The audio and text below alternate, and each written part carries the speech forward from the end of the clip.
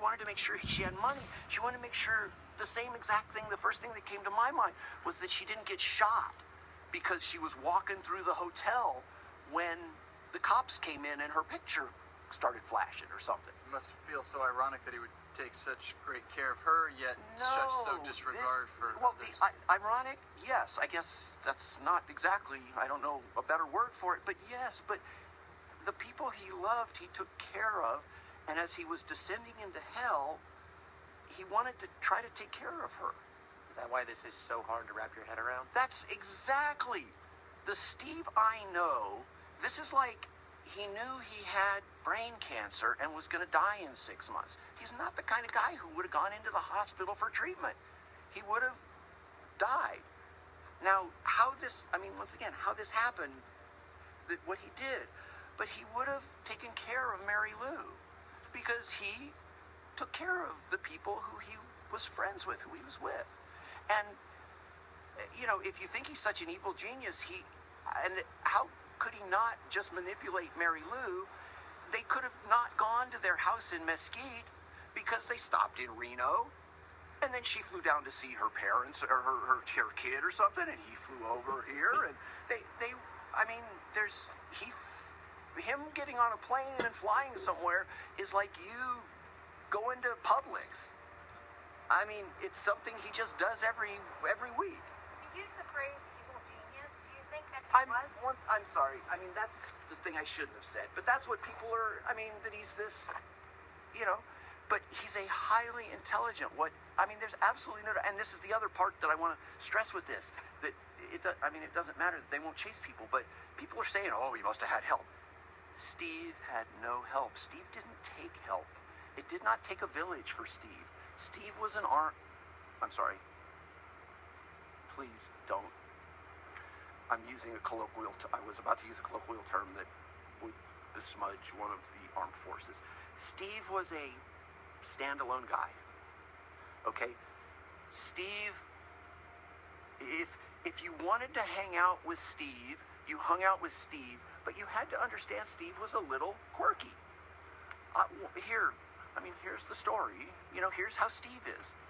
I would go, when I was flying or whatever, if he was in town and I happened to be flying over, I'd stop in where, we'd go to the hotel and stay at the hotel for a couple days or something and sit under the cabana or something like that. But with Steve, it was like he'd spend, I'd get to partake of a bunch of thousands of dollars of comps on the hotel, but Steve would say, oh, can you go get me a sandwich? Well, of course, I knew.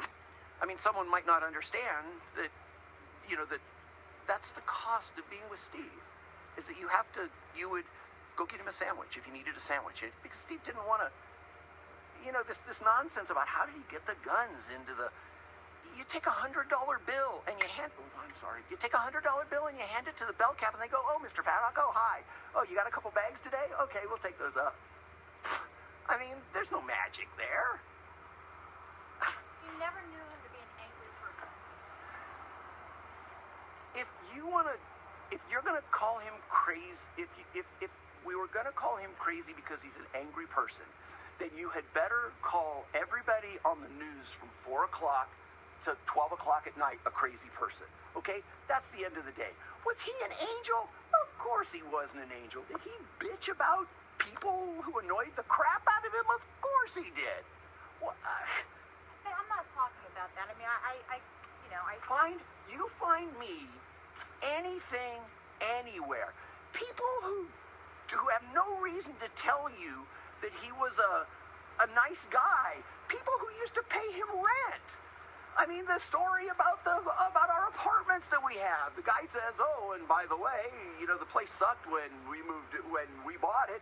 We fixed it up and made a nice place for these people to live. And Steve gave them cheap rent because we wanted happy people, nice people in our apartments. He said, yeah, he had a quirky sense of humor. Well, what the hell is a quirky sense of humor? People watch movies where they butcher little kids. What the hell are you? This is why everybody, and here's my diatribe for the day. This is what everybody's so scared about right now. When Steve can do this, we are in deep shit. Because there's just nothing there. You find me where someone who's like Steve does this. I hope the hell they find, when they do the autopsy, that there's a tumor in his head or something. Because if they don't, we're all in trouble. Because Steve was just, Steve's dead. You can't say anything bad about him anymore because who cares? Say whatever you want about him. It's not going to hurt me. Something horrible happened to my brother. And whatever happened to him in his head that made him go over the edge like this, you don't, when the lights go out at night and you lay your head on your pillow, this is you and me. Come on, guys. This is what everybody's so scared about right now. Is an autopsy being done? I sure hope so, but we have no control. Someone asked me about, do I know what they're... my mom wants her son's ashes. I don't have any idea how to... Nobody's contacted me. Who knows what they do? Are we gonna have a funeral? Steve wasn't into funerals. Steve was into being alive today. If you wanted to have a party, go hang out while people are alive. That was how Steve lived. Funerals weren't... You've been able to speak with us so much, and you've been so good about talking to us. How have you been able to keep such a level head throughout all this? I know you said you had a stressful job, but... Because I'm an old-fashioned guy. My life has been... I'm going to say my life hasn't been wonderful. And then some poor guy who's, got cancer and his mom, someone's got a worse life than me. I have lived, and I don't want to talk about me because and this is what sucks. I'm going to use the same terms. I'm just a guy. Here's Eric Paddock. I was the youngest son. I grew up with a single mom. Steve was like the dad surgeon. He took me camping.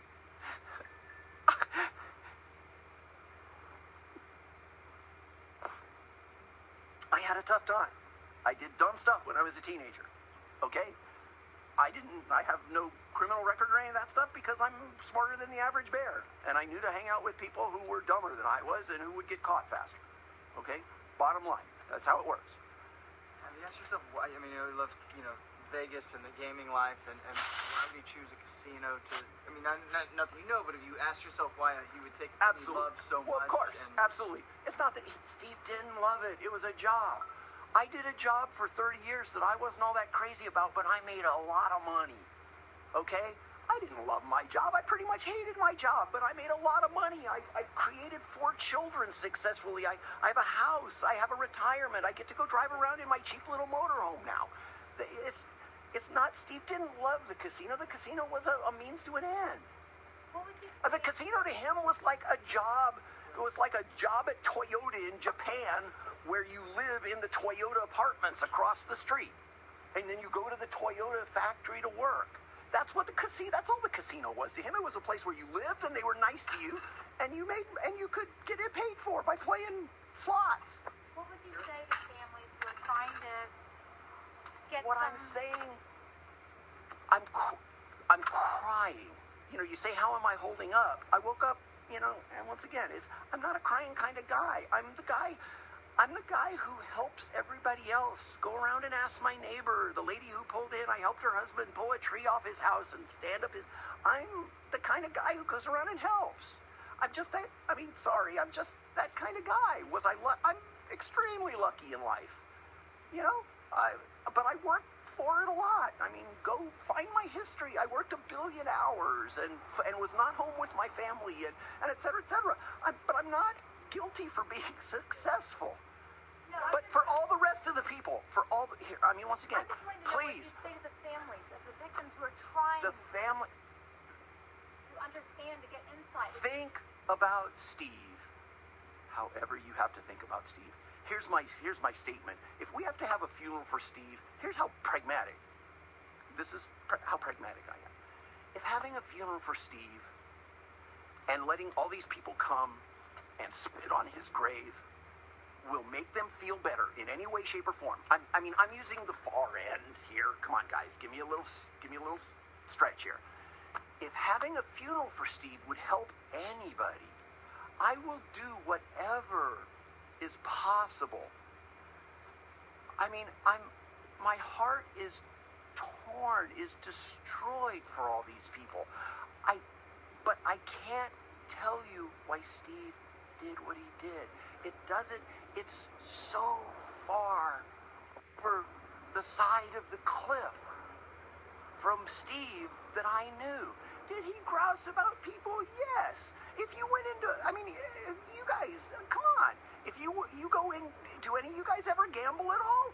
When you gamble and you win, you're all happy. It doesn't matter if you're up $500. When you lose, you're not happy. So, you're unhappy that you lost because you think you lost. But that's not, Steve didn't gamble that way. Steve gambled as a job. Aaron, what's the status of the FBI and your family? They haven't talked to me at all. I know nothing from them. I have to find out stuff about that from... You were working with federal I investigators was like yesterday. that? Oh, today. Nobody has I found out about this $100,000 on the web. Somebody texted me. If it's true, I'm sorry if it's not true. But once again, here I can talk to that because it fits exactly into what I would expect from Steve. That he took care of Mary Lou. The fact that he took care of Mary Lou and then killed all these people. There's just no connection there for me. I don't understand how Steve got to that point. That's why, once again, and maybe we'll never know. I don't know. But I'm praying. And even, so he lost $4 million, so Mary Lou broke up with him.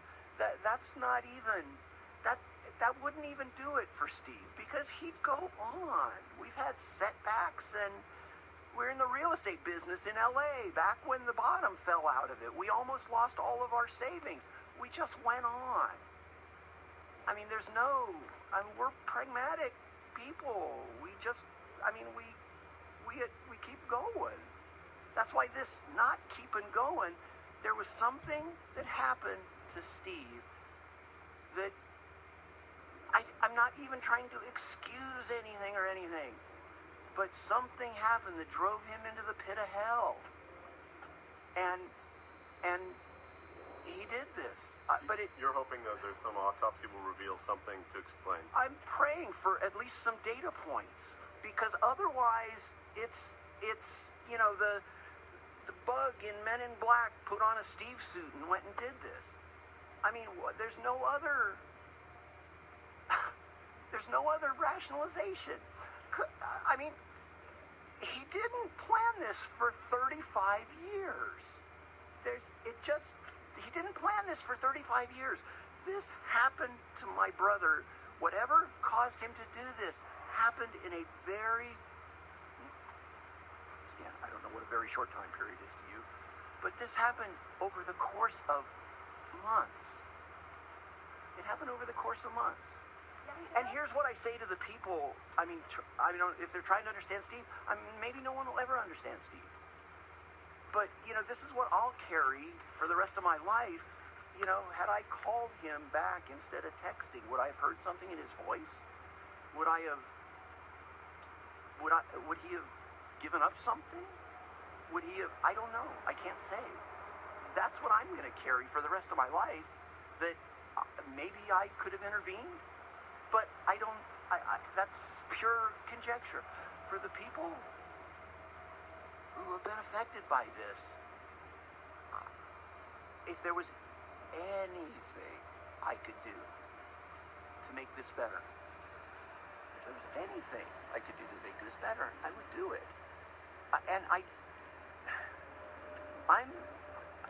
Nobody wants to hear this, but I'm as touched by this. My brother's dead, who wasn't this guy who did this. He's dead. And I liked my brother. He was a good guy. I know this is, nobody wants to hear this, but damn.